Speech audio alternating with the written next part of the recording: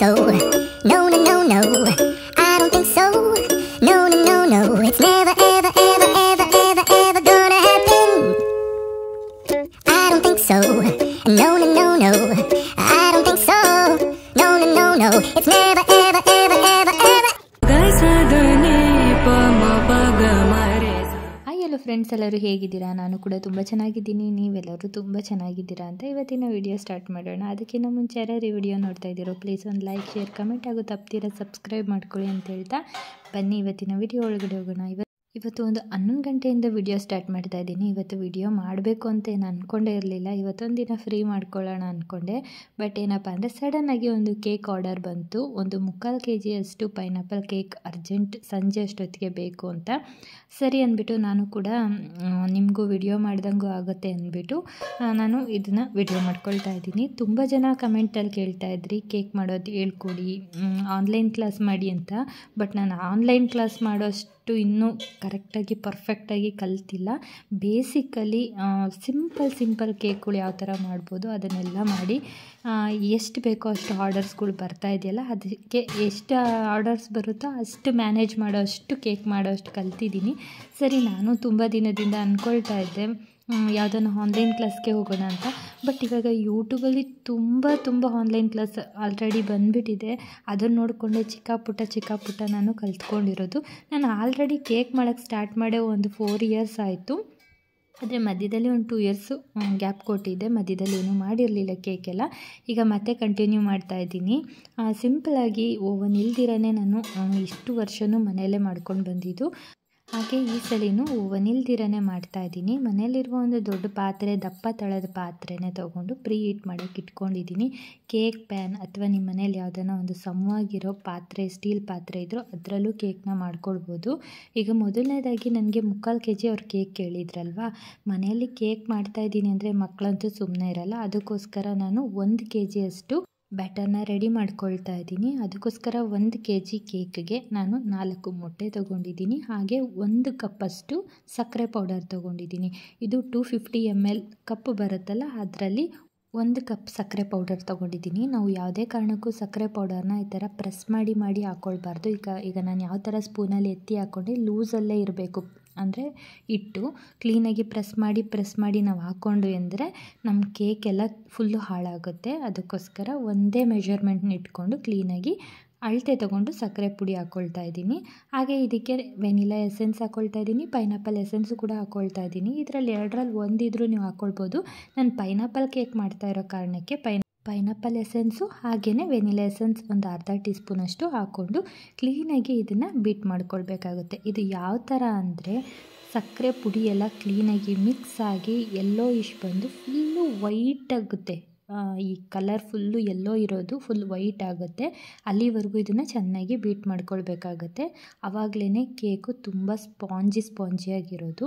ಇನ್ನು ಬೇಕ್ರಿ ಸ್ಟೈಲಲ್ಲೆಲ್ಲ ಕೇಕು ತುಂಬ ಸ್ಪಾಂಜಿಯಾಗಿರುತ್ತೆ. ಅದು ನೋಡೋದಕ್ಕೆ ಒಂಥರ ಇರುತ್ತೆ. ಅಂದರೆ ಅದಕ್ಕೆ ಒಂದು ಸೀಕ್ರೆಟ್ ಆಗಿರೋ ಇಂಗ್ರೀಡಿಯೆಂಟ್ಸ್ ಅಂದರೆ ಈ ಕೇಕ್ ಜೆಲ್ನ ಪ್ರತಿಯೊಂದು ಕೇಕ್ ಮಾಡೋರು, ಬೇಕ್ರಿಗಳು ಅಲ್ಲಿ ಯೂಸ್ ಮಾಡ್ತಾರೆ.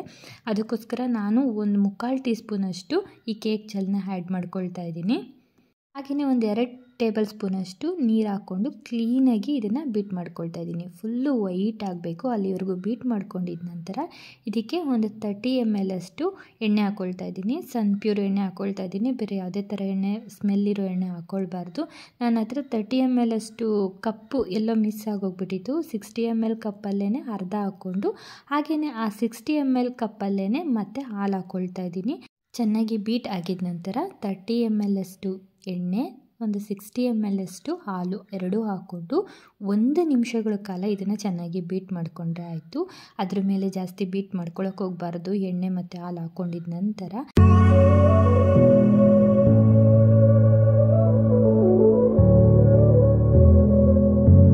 ಇದಾದ ನಂತರ ನಾವೀಗ ಡ್ರೈ ಇಂಗ್ರೀಡಿಯೆಂಟ್ಸ್ ಹಾಕ್ಕೊಳ್ತಾ ಇದ್ದೀನಿ. ಈಗ ಒಂದು ಜರಡೆ ತೊಗೊಂಡಿದ್ದೀನಿ. ಈಗ 1 ಕಪ್ ಅಂದರೆ ನಾವು ಸಕ್ಕರೆ ಯಾವುದ್ರಲ್ಲಿ ತೊಗೊಂಡಿರ್ತೀವೋ ಅದೇ ಕಪ್ಪಲ್ಲಿ ಮೈದಾ ತೊಗೊಂಡಿದ್ದೀನಿ. ಅದು ಅಷ್ಟೇ ಪ್ರೆಸ್ ಮಾಡಿ ಹಾಕ್ಕೊಳ್ಬಾರ್ದು. ಈ ಥರ ಲೂಸಲ್ಲಿ ಸ್ಪೂನಲ್ಲಿ ಎತ್ಕೊಂಡು ಲೂಸಲ್ಲೇ ಕಪ್ ತುಂಬ ತುಂಬಿಸ್ಕೊಂಡು ಒಂದು ಚಾಕು ಅಥವಾ ಸ್ಪೂನ್ ಸಹಾಯದಲ್ಲಿ ಈ ಥರ ಕ್ಲೀನಾಗಿ ಸಮವಾಗಿ ಮಾಡಿಕೊಂಡ್ರೆ ಆಯಿತು.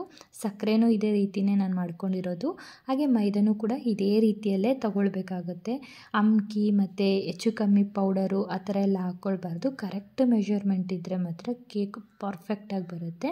ಮೈದಾ ಹಾಕ್ಕೊಂಡಿದ ನಂತರ 7.5 ml ಟೀ ಸ್ಪೂನಲ್ಲಿ 1 ಟೀ ಸ್ಪೂನಷ್ಟು ಬೇಕಿಂಗ್ ಪೌಡರ್ ಹಾಕ್ಕೊಳ್ತಾ ಇದ್ದೀನಿ. ಹಾಗೆಯೇ ಅದರಲ್ಲಿ ಅರ್ಧ ಟೀ ಸ್ಪೂನಷ್ಟು ಮಾಮೂಲಿ ಸೋಡಾ ಪುಡಿ ಬರುತ್ತಲ್ಲ, ಬೋಂಡ ಬಜ್ಜಿಗೆ ಹಾಕ್ಕೊಳ್ಳೋದು, ಅದನ್ನು ಹಾಕ್ಕೊಂಡು ಒಂದು ಚಿಟಿಕೆ ಉಪ್ಪು ಹಾಕ್ಕೊಳ್ಬೇಕಾಗುತ್ತೆ. ಆ ವಿಡಿಯೋ ಮಾತ್ರ ಸ್ಕಿಪ್ ಆಗೋಗ್ಬಿಟ್ಟಿದೆ. ವಿಡಿಯೋ ನಾನು ಪ್ಲೇನೇ ಕೊಟ್ಟಿರಲಿಲ್ಲ. ಪೌಡರ್ ಎಲ್ಲ ಹಾಕ್ಕೊಳ್ಬೇಕಾದ್ರೆ ಅಂದರೆ ಬೇಕಿಂಗ್ ಸೋಡಾ ಎಲ್ಲ ಹಾಕ್ಕೊಳ್ಬೇಕಾದ್ರೆ ನಾನು ವಿಡಿಯೋ ಪ್ಲೇ ಕೊಟ್ಟಿರಲಿಲ್ಲ. ಅದಕ್ಕೋಸ್ಕರ ಮಿಸ್ ಆಗೋಗಿದೆ. 7.5 ml ಕಪ್ಪಲ್ಲೇ ನೀವು ಮೆಷರ್ಮೆಂಟಲ್ಲಿ ತೊಗೊಳ್ಬೇಕಾಗುತ್ತೆ. ಬೇಕಿಂಗ್ ಸೋಡಾ ಆಗಲಿ ನಾರ್ಮಲ್ ಸೋಡಾ ಪುಡಿ ಅದರಲ್ಲಿ ಅರ್ಧದಷ್ಟು ತೊಗೊಂಡ್ರೆ ಸಾಕು. ಈಗ ಇದನ್ನು ಮಿಕ್ಸ್ ಮಾಡ್ಕೊಂಡಿದ ನಂತರ ನಾನು ಕೇಕ್ ಪ್ಯಾನ್ಗೆ ಸ್ವಲ್ಪ ಎಣ್ಣೆ ಹಾಕ್ಕೊಂಡು ಅದಕ್ಕೆ ಮೈದಾ ಪುಡಿ ಹಾಕ್ಕೊಂಡು ಡಸ್ಟ್ ಮಾಡ್ಕೊಳ್ತಾ ಇದ್ದೀನಿ. ಇದ್ರ ಬದಲು ನೀವು ಬಟರ್ ಪೇಪರ್ ಕೂಡ ಹಾಕ್ಕೊಳ್ಬೋದಾಗುತ್ತೆ. ನಾನು ಈ ಸಲ ಬಟರ್ ಪೇಪರ್ ಹಾಕ್ಕೊಳ್ದಿರೇ ಎಣ್ಣೆ ಮತ್ತು ಮೈದಾ ಹಿಟ್ಟಲ್ಲೇ ಡಸ್ಟ್ ಮಾಡಿಕೊಂಡು ಹಾಕ್ಕೊಳ್ತಾ ಇದ್ದೀನಿ. ಈ ಥರ ಕ್ಲೀನಾಗಿ ಸ್ಪ್ರೆಡ್ ಮಾಡಿಕೊಂಡ್ರೆ ಆಯಿತು. ಕೇಕ್ ಆರಾಮಾಗಿ ಬಟರ್ ಪೇಪರ್ ಇಲ್ಲದೆ ಇರೋನು ಕೇಕ್ ಆರಾಮಾಗಿ ಬೇಯಿಸ್ಕೊಳ್ಬೋದು ಮತ್ತು ಎದ್ದೊಳುತ್ತೆ. ಕ್ಲೀನಾಗಿ ಬೆಂದ ನಂತರ ಆರಾಮಾಗಿ ಈಸಿಯಾಗಿ ಕೇಕ್ ಹೊರಗಡೆ ಬರುತ್ತೆ ಪ್ಯಾನಿಂದ. ಈಗ ನಾನು ಕರೆಕ್ಟಾಗಿ ಅಳತೆ ತೊಗೊಂಡು ಯಾವುದಕ್ಕೆ ಎಷ್ಟೆಷ್ಟು ಬೇಕು ಅಂತ ಕರೆಕ್ಟಾಗಿ ಬ್ಯಾಟರ್ನ ಹಾಕ್ಕೊಳ್ತಾ ಇದ್ದೀನಿ. ಇವಾಗ ನಾವು ಒಂದು ಅರ್ಧ kg ಕೇಕ್ ಮಾಡಬೇಕು ಅಂದರೆ ಎಷ್ಟು ಬ್ಯಾಟರ್ ಹಾಕ್ಕೊಳ್ಬೇಕು ಅಂದರೆ ನಮಗೆ ಒಂದು 300ರಿಂದ 350 ಗ್ರಾಮ್ವರೆಗೂ ಬ್ಯಾಟರ್ನ ಹಾಕ್ಕೊಳ್ಬೋದಾಗುತ್ತೆ. ಇದು ಯಾವ ಥರ ನಾವು ಹಾಕ್ಕೊಳ್ಬೇಕು ಅಂದರೆ ಕೇಕ್ ನಾವು ವಿಪ್ಪಿಂಗ್ ಕ್ರೀಮ್ ಅಪ್ಲೈ ಮಾಡ್ತೀವಲ್ಲ, ಅದನ್ನು ನೆಕ್ಸ್ಟ್ ಕೌಂಟಿಂಗು 150 ml ಅಷ್ಟು ತೊಗೊಳ್ಬೇಕಾಗುತ್ತೆ. ಎರಡೂ ಸೇರಿದ್ರೆ ಆವಾಗ ಕರೆಕ್ಟಾಗಿ ಅರ್ಧ kg ಬರುತ್ತೆ. ಅದರ ಮೇಲೆ ಡೆಕೋರೇಟ್ ಎಲ್ಲ ಮಾಡ್ತೀವಿ ಅಂದರೆ ಒಂದು 50 ಗ್ರಾಮ್ ಎಕ್ಸ್ಟ್ರಾ ಹಾಗೇ ಆಗುತ್ತೆ. ನೀವು ನೋಡಿ ಚಾರ್ಜ್ ಮಾಡ್ಬೋದಾಗುತ್ತೆ. ನಾವು ಸ್ಟಾರ್ಟಿಂಗ್ ಕೊಡಬೇಕಾದ್ರೆ ಸ್ವಲ್ಪ ಬಿಟ್ಟೇ ಕೊಡೋದ್ರಿಂದ ಈಸಿಯಾಗಿ ಕೇಕ್ ಆರ್ಡರ್ಸ್ ನಮಗೆ ಬರುತ್ತೆ. ಅದಕ್ಕೋಸ್ಕರ ಕೆಲವರು ಕೇಳ್ತಾರೆ ನಮಗೆ ಕ್ರೀಮ್ ಕಮ್ಮಿ ಇರಲಿ, ಬ್ರೆಡ್ ಜಾಸ್ತಿ ಇರಲಿ, ಅಂದರೆ ಕೇಕ್ ಬ್ರೆಡ್ ಜಾಸ್ತಿ ಇರಲಿ ಅಂತ ಕೆಲವರು ಕೇಳ್ತಾರೆ. ಆಗ ಸ್ವಲ್ಪ ಬ್ಯಾಟರ್ನ ಜಾಸ್ತಿ ಮಾಡಿಕೊಂಡು ಕ್ರೀಮ್ನ ಕಮ್ಮಿ ಮಾಡಿಕೊಂಡ್ರೆ ಆಯಿತು. ಎರಡು ಕ್ಲೀನಾಗಿ ಈಸಿಯಾಗಿ ಬ್ಯಾಲೆನ್ಸ್ ಮಾಡ್ಕೊಳ್ಬೋದು. ನಾವು ಬ್ಯಾಟರ್ನ ಎಷ್ಟು ಬೇಕು ಏನು ಅಂತ ಅಂದಾಜು ಮೇಲೆ ನೀವು ಯೋಚನೆ ಮಾಡ್ಬೋದಾಗುತ್ತೆ. ಯಾಕಂದರೆ ಬ್ಯಾಟರ್ನ ಹಾಕ್ಕೊಂಡಿದ್ದ ತಕ್ಷಣವೇ ನಿಮ್ಗೆ ಗೊತ್ತಾಗೋಗ್ಬಿಡುತ್ತೆ, ಇಷ್ಟು ಹಾಕಿದ್ರೆ ಇಷ್ಟು ಕ್ರೀಮ್ ಬೇಕಾಗುತ್ತೆ ನಮಗೆ ಅಂತ. ನಿಮಗೆ 1 kg ಅರ್ಧ kgಗೆಲ್ಲ ತುಂಬ ಚೆನ್ನಾಗಿ ಗೊತ್ತಾಗುತ್ತೆ. ಈಗ ಕೇಕ್ನ ಬೇಯಿಸ್ಕೊಂಡಿದ್ದೀನಿ. ಈಗ ಒಂದು 40 ನಿಮಿಷ ಆದ ನಂತರ ಒಂದ್ಸಲಿ ಚೆಕ್ ಮಾಡ್ಕೊಳ್ತಾ ಇದ್ದೀನಿ ಎಷ್ಟು ಕ್ಲೀನಾಗಿ ಪರ್ಫೆಕ್ಟಾಗಿ ಬಂದಿದೆ ನೋಡಿ. ಚಾಕು ಸಹಾಯದಿಂದ ಚುಚ್ಚಿ ನೋಡ್ತಾ ಇದ್ದೀನಿ. ಎಲ್ಲೂ ಒಂದು ಚೂರು ಮೆತ್ಕೊಂಡಿಲ್ಲ, ತುಂಬ ಈಸಿಯಾಗಿ ಬೆಂದಿದೆ. ಒಂದು ಕೇಕು ಮನೆಗೆ ಮಾಡಿದ್ದೀನಿ, ಒಂದು ಕೇಕು ಹೊರಗಡೆ ಕೊಡೋದಕ್ಕೆ ಆರ್ಡರ್ ಇತ್ತಲ್ಲ ಅದಕ್ಕೋಸ್ಕರ ಮಾಡ್ಕೊಂಡಿದ್ದೀನಿ. ಯಾಕಂದರೆ ಮನೇಲಂತೂ ಕೇಕ್ ಮಾಡಿದ್ದೀನ ನಮಗೂ ಮಾಡಿದೆಯಾ ನನಗೂ ಮಾಡಿದೆಯಾ ಅಂತ ಮಕ್ಕಳು ಕೇಳ್ತಾರೆ. ಅದಕ್ಕೋಸ್ಕರ ಹಾಗೆಯೇ ಇದೆರಡೂ ತಣ್ಣಗಾಗೋಕ್ಕೆ ಇಟ್ಟಿದ್ದೀನಿ. ಕಂಪ್ಲೀಟಾಗಿ ತಣ್ಣಗೆ ಆಗೋಷ್ಟರಲ್ಲಿ ನಾನು ಇದಕ್ಕೆ ಕೇಕ್ ಮೇಲೆ ಗ್ಲೇಸ್ ಅಂತ ಇರುತ್ತಲ್ಲ, ಅಂದರೆ ಪೈನಾಪಲ್ ಕೇಕ್ ಮೇಲೆ ಗ್ಲಾಸಿಯಾಗಿ ಒಂದು ಜೆಲ್ ಇರುತ್ತಲ್ಲ, ಅದನ್ನು ನಾನು ಮನೆಯಲ್ಲೇ ರೆಡಿ ಮಾಡ್ಕೊಳ್ತಾ ಇದ್ದೀನಿ. ನಾನು ಹೊರಗಡೆಯಿಂದ ಯಾವುದೇ ಥರ ಇಂಗ್ರೀಡಿಯೆಂಟ್ಸ್ ತರಿಸ್ತಿರೇ ಮನೇಲಿರುವ ಇಂಗ್ರೀಡಿಯೆಂಟ್ಸ್ ಯೂಸ್ ಮಾಡ್ಕೊಳ್ತಾ ಇದ್ದೀನಿ. 2 ಟೀ ಸ್ಪೂನಷ್ಟು ಸಕ್ಕರೆ ತೊಗೊಂಡಿದ್ದೀನಿ. ಅದೇ ಟೀ ಸ್ಪೂನಲ್ಲಿ 2 ಟೀ ಸ್ಪೂನಷ್ಟು ಕಾರ್ನ್ಫ್ಲೋರ್ನ ತೊಗೊಂಡಿದ್ದೀನಿ. ಅದೆರಡು ಮಿಕ್ಸ್ ಆದ ನಂತರ 2 ಕಪ್ಪಷ್ಟು ನೀರು ಹಾಕ್ಕೊಳ್ತಾ ಇದ್ದೀನಿ. ಇದು ಮಿಕ್ಸ್ ಚೆನ್ನಾಗಿ ಸ್ಟವ್ ಮೇಲೆ ಹಿಡ್ದಿರೇ ಕ್ಲೀನಾಗಿ ಮಿಕ್ಸ್ ಮಾಡ್ಕೊಂಡಿದ ನಂತರ ಆಮೇಲೆ ಇದನ್ನು ಚೆನ್ನಾಗಿ ಕುದಿಸ್ಕೊಳ್ಬೇಕಾಗುತ್ತೆ. ಇದು ಬೇಯ್ತಾ ಒಂದು ಜೆಲ್ ರೀತಿ ಆಗುತ್ತೆ. ಅಲ್ಲಿವರೆಗೂ ಇದನ್ನು ಬೇಯಿಸ್ಕೊಳ್ಬೇಕಾಗತ್ತೆ. ನೀವು ನೀರು ಕ್ವಾಂಟಿಟಿ ಕಮ್ಮಿ ಹಾಕ್ಕೊಂಡ್ರಿ ಅಂದರೆ ತುಂಬ ಗಟ್ಟಿ ಆಗುತ್ತೆ. ನೀರನ್ನ ಕರೆಕ್ಟಾಗಿ ಕ್ವಾಂಟಿಟಿ ಕರೆಕ್ಟಾಗಿ 2 ಟೀ ಸ್ಪೂನ್ ಸಕ್ಕರೆಗೆ 2 ಟೀ ಸ್ಪೂನ್ ಕಾರ್ನ್ಫ್ಲೋರ್ಗೆ 2 ಕಪ್ಪಷ್ಟು ನೀರು ಹಾಕ್ಕೊಂಡ್ರೆ ಸಾಕು. ಈಗ ನೋಡಿ ಇದು ಚೆನ್ನಾಗಿ ಬೇಯಬೇಕು. ಇದರಲ್ಲೇ ಒಂದು 5ರಿಂದ 10 ನಿಮಿಷ ಚೆನ್ನಾಗಿ ಬೇಯಿಸ್ಕೊಳ್ತಾ ಇದ್ದೀನಿ. ಅದು ಬೇಯ್ತಾ ಗಟ್ಟಿ ಅದಕ್ಕೆ ಬರುತ್ತೆ. ಕ್ಲೀನಾಗಿ ಬಬಲ್ಸ್ ಎಲ್ಲ ಬರೋಕ್ಕೆ ಸ್ಟಾರ್ಟ್ ಆದಾಗ ಚೆನ್ನಾಗಿ ಬೆಂದಿದೆ ಅಂತ ಅರ್ಥ. ಈಗ ಈ ಗ್ಲೇಸ್ ರೆಡಿಯಾಗಿದೆ. ಇದನ್ನು ಸೈಡ್ಗೆ ತೆಗೆದಿಡ್ತೀನಿ. ಅಷ್ಟರಲ್ಲಿ ಈ ಕಡೆ ವಿಪ್ಪಿಂಗ್ ಕ್ರೀಮ್ನ ನಾನು ಫ್ರಿಡ್ಜಿಂದ ತೆಗೆಯೋದೇ ಮರ್ತೋಗ್ಬಿಟ್ಟಿದೆ. ಸ್ವಲ್ಪ ಹೊತ್ತಾಗಿತ್ತಷ್ಟೇ. ಇದು ಇನ್ನೊಂದು ಸ್ವಲ್ಪ ವಿಪ್ಪಿಂಗ್ ಕ್ರೀಮ್ ಕಂಪ್ಲೀಟಾಗಿ ತಣ್ಣಗಾಗಿ ಸ್ವಲ್ಪ ಲಿಕ್ವಿಡ್ ಆಕಾರಕ್ಕೆ ಬರಲಿ ಅಂದ್ಬಿಟ್ಟು ಇದು ಒಂದು ಬೌಲ್ಗೆ ಹಾಕಿಡ್ತಾ ಇದ್ದೀನಿ. ಅದನ್ನು ಕ್ಲೀನಾಗಿ ಬೀಟ್ ಮಾಡಿ ಇಟ್ಕೊತೀನಿ. ಯಾಕಂದರೆ ಕೆಲವೊಂದು ವೀಡಿಯೋಸಲ್ಲಿ ನಿಮಗೆ ನಾನು ಆಲ್ರೆಡಿ ತೋರಿಸಿದ್ದೀನಿ ವಿಪ್ಪಿಂಗ್ ಕ್ರೀಮ್ ಯಾವ ಥರ ಬೀಟ್ ಮಾಡ್ಕೊಳ್ಳೋದು ಅಂತ. ಆನಂತರ ಈ ಗ್ಲೇಸ್ ಫುಲ್ಲು ಕಂಪ್ಲೀಟಾಗಿ ತಣ್ಣಗಾದ್ಮೇಲೆ 1-2 ಸ್ಪೂನಷ್ಟು ಗ್ಲೇಸ್ನ ಒಂದು ಚಿಕ್ಕ ಕಪ್ಪಲ್ಲಿ ತೆಗೆದಿಟ್ಕೊಳ್ತಾ ಇದ್ದೀನಿ. ಅದೇನಕ್ಕೆ ಅಂತ ಹೇಳ್ತೀನಿ. ಈಗ ಪೈನಾಪಲ್ ಫ್ಲೇವರ್, ಈಗ ಪೈನಾಪಲ್ ಕೇಕ್ ಅಂದ್ರೇ ಯೆಲ್ಲೋ ಕಲರ್ ಆಗಿರುತ್ತೆ. ಈಗ ನಾನು ಈ ಗ್ಲೇಸ್ಗೆ ಯೆಲ್ಲೋ ಫುಡ್ ಅಂದರೆ ಕೇಕ್ಗೆ ಅಂತಲೇ ಫುಡ್ ಕಲರ್ ಬರುತ್ತೆ, ಅದು ಕೇಕ್ ಫುಡ್ ಕಲರ್ ಬಂದು ಗೌರ್ಮೆಂಟಿಂದ ಅಪ್ರೂವಲ್ ಆಗಿರೋದೇ. ಈಗ ನಾರ್ಮಲ್ ಫುಡ್ ಕಲರ್ ಎಲ್ಲ ಬರ್ತಾ ಇದೆಯಲ್ಲ, ಅದೆಲ್ಲ ಇವಾಗ ಬ್ಯಾನ್ ಮಾಡಿಬಿಟ್ಟಿದ್ದಾರೆ. ಕೇಕ್ದಾದರೆ ಈಗ ಗೌರ್ಮೆಂಟಿಂದ ಅಪ್ರೂವ್ಡ್ ಆಗಿರೋದ್ರಿಂದ ಅದನ್ನು ಆರಾಮಾಗಿ ನಾವು ಕೇಕ್ಗೆ ಯೂಸ್ ಮಾಡ್ಕೊಳ್ಬೋದಾಗುತ್ತೆ. ಈಗ ನಾನು ಎಲ್ಲೋ ಫುಡ್ ಕಲರ್ ಇರುತ್ತಲ್ಲ ಅದನ್ನು ಹಾಕ್ಕೊಂಡು ಕ್ಲೀನಾಗಿ ಮಿಕ್ಸ್ ಮಾಡ್ಕೊಂಡಿದ್ದ ನಂತರ ಅದಕ್ಕೆ ಒಂದು ಅರ್ಧ ಟೀ ಸ್ಪೂನಷ್ಟು ಪೈನಾಪಲ್ ಫ್ಲೇವರ್ ಹಾಕ್ಕೊಂಡಿದ್ದೀನಿ. ಅದನ್ನು ಹಾಕ್ಕೊಂಡು ಚೆನ್ನಾಗಿ ಮಿಕ್ಸ್ ಮಾಡಿ ತಣ್ಣಗಾಗಕ್ಕೆ ಇಟ್ಕೊಂಡಿದ್ದೀನಿ. ತಣ್ಣಗಾಗಿದೆ ಆಲ್ರೆಡಿ. ಈ ಕಡೆ 2 ಸ್ಪೂನ್ ಗ್ಲೇಸ್ ತೊಗೊಂಡಿದ್ನಲ್ಲ, ಅದಕ್ಕೆ ನಾನು ರೆಡ್ ಫುಡ್ ಕಲರು ಮತ್ತು ಸ್ವಲ್ಪ ಗ್ರೀನ್ ಫುಡ್ ಕಲರ್ ಹಾಕ್ಕೊಂಡಿದ್ದೀನಿ. ಇದು ಏನಕ್ಕಪ್ಪ ಅಂದರೆ ಮೇಲೆ ಡೆಕೋರೇಟ್ ಮಾಡೋದು, ಅಂದರೆ ನನ್ನ ಹೆಸರು ಬರೆಯೋದಕ್ಕೆಲ್ಲ ಚೆನ್ನಾಗಿರುತ್ತೆ ಅಂತ.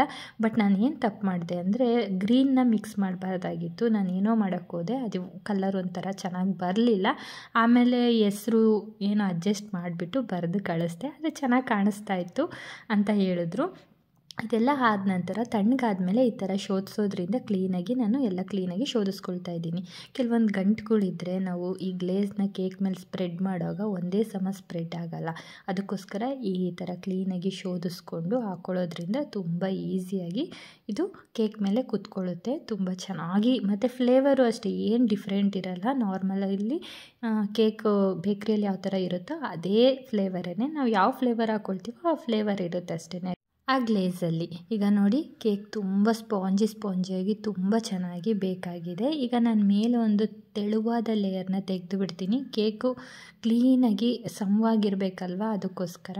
ಈಗ ಮೇಲೆ ಸ್ವಲ್ಪ ಊದ್ಕೊಂಡಂಗಿದೆಯಲ್ಲ, ಆ ಒಂದು ಲೇಯರ್ನ ತೆಗೆದುಬಿಟ್ಟು ಈಗ ನಾನು ಇದನ್ನು 3 ಲೇಯರ್ ಹಾಕಿ ಕಟ್ ಮಾಡ್ಕೊಳ್ತಾ ಇದ್ದೀನಿ. ತುಂಬ ಈಸಿಯಾಗಿ ಕಟ್ ಮಾಡ್ಕೊಳ್ಬೋದು. ನಾನು ಕೇಕ್ ಕಟ್ ಮಾಡ್ಕೊಳ್ಳೋದಕ್ಕೆ ಅಂತಲೇ ಚಾಕು ತೊಗೊಳ್ಬೇಕಾಗಿತ್ತು.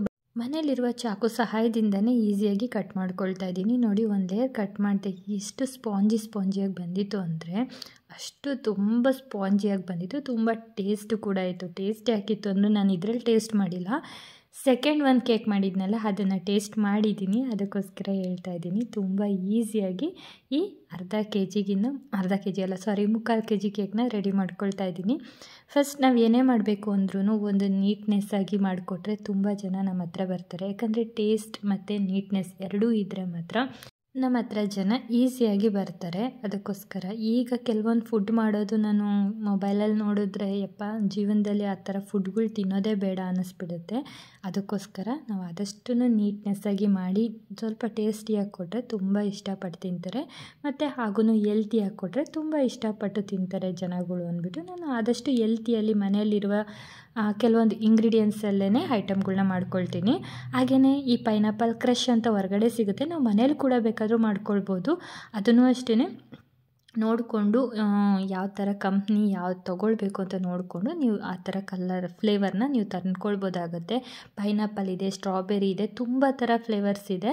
ನಾನು ಇವಾಗ ಸದ್ಯಕ್ಕೆ ಪೈನಾಪಲ್ ಕೇಳಿದ್ರಲ್ಲ, ಅದಕ್ಕೋಸ್ಕರ ಪೈನಾಪಲ್ನ ತಗೊಂಡು ಬಂದು ಇಟ್ಕೊಂಡಿದ್ದೆ.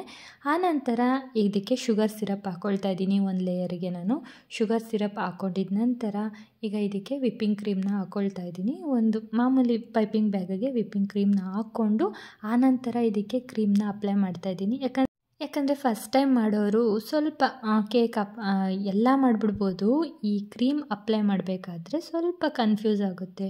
ಒಂದು ಕಡೆ ಮೇಲೆ ಒಂದು ಕಡೆ ಕೆಳಗೆ ಆ ಥರ ಬರುತ್ತೆ. ಅದಕ್ಕೋಸ್ಕರ ನೀವು ಈ ಥರ ಪೈಪಿಂಗ್ ಬ್ಯಾಗ್ನ ತೊಗೊಂಡು ಹಾಕ್ಕೊಳ್ಳೋದ್ರಿಂದ ಕ್ಲೀನಾಗಿ ಒಂದೇ ಲೆವೆಲಲ್ಲಿ ಈ ಕ್ರೀಮ್ನ ಅಪ್ಲೈ ಮಾಡ್ಕೊಳ್ಬೋದಾಗುತ್ತೆ. ಹಾಗೆ ಕರೆಕ್ಟಾಗಿ ಕೂತ್ಕೊಳ್ಳುತ್ತೆ, ಒಂದೇ ಲೆವೆಲಲ್ಲೇ ಇರುತ್ತೆ.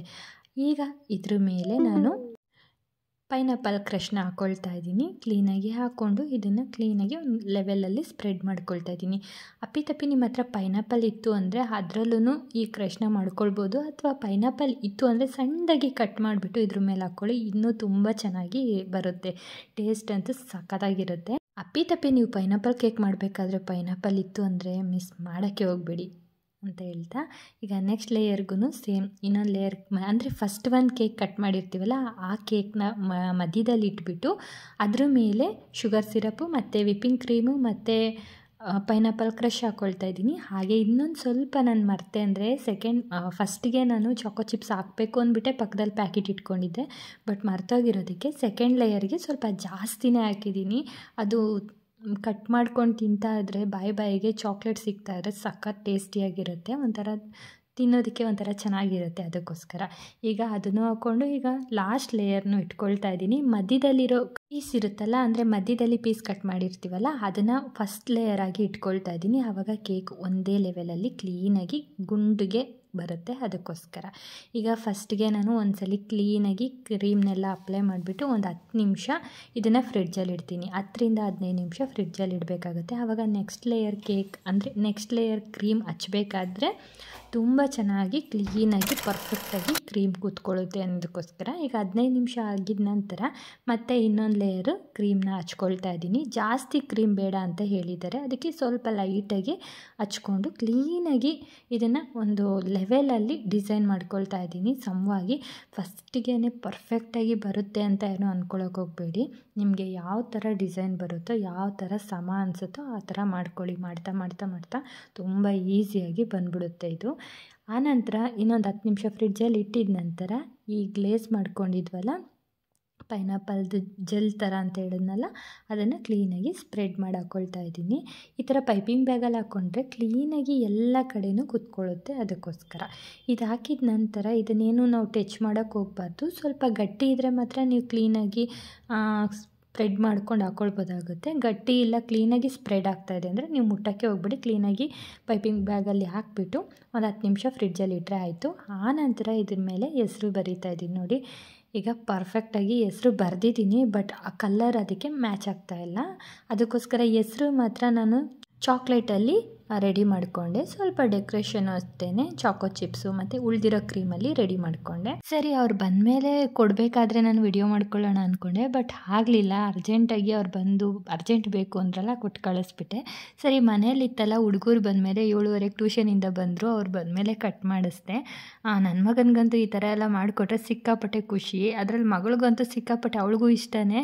ಬಟ್ ಒಂದ್ಸಲಿ ಅವಳು ಒಂದ್ಸಲಿ ಅವನು ಆ ಥರ ಕಟ್ ಮಾಡಿಸ್ತೀನಿ. ತುಂಬ ಚೆನ್ನಾಗಿ ಬಂದಿತ್ತು. ಟೇಸ್ಟ್ ಕೂಡ ತುಂಬ ಚೆನ್ನಾಗಿದೆ ಅಂತ ಎಲ್ಲ ಅಂದರು. ನಾವು ಟೇಸ್ಟ್ ಚೆನ್ನಾಗಿದೆ ಅನ್ನೋದಕ್ಕಿಂತ ಬೇರೆಯವ್ರು ಆ ಥರ ಹೇಳಿದ್ರೆ ಅಂತೂ ನನಗಂತೂ ಸಿಕ್ಕಾಪಟ್ಟೆ ಖುಷಿ ಆಗುತ್ತೆ. ಕೇಕ್ ನೋಡಿ ಎಷ್ಟು ಚೆನ್ನಾಗಿ ಬಂದಿದೆ ಅಂತ. ಓಕೆ ಫ್ರೆಂಡ್ಸ್, ಈ ವಿಡಿಯೋ ನಿಮಗೆ ಇಷ್ಟ ಆಗಿದೆ ಅಂದ್ಕೊಳ್ತೀನಿ. ಇಷ್ಟ ಆದರೆ ಮತ್ತೆ ಇನ್ನೊಂದು ಬ್ಲಾಗಲ್ಲಿ ಸಿಗ್ತೀನಿ. ಅಲ್ಲಿವರೆಗೂ ಟೇಕ್ ಕೇರ್, ಬಾಯ್ ಬಾಯ್. ಈ ವಿಡಿಯೋ ಹೇಗೆ ಅನ್ನಿಸ್ತು ಅಂತ ಕಮೆಂಟ್ ಮಾಡಿ.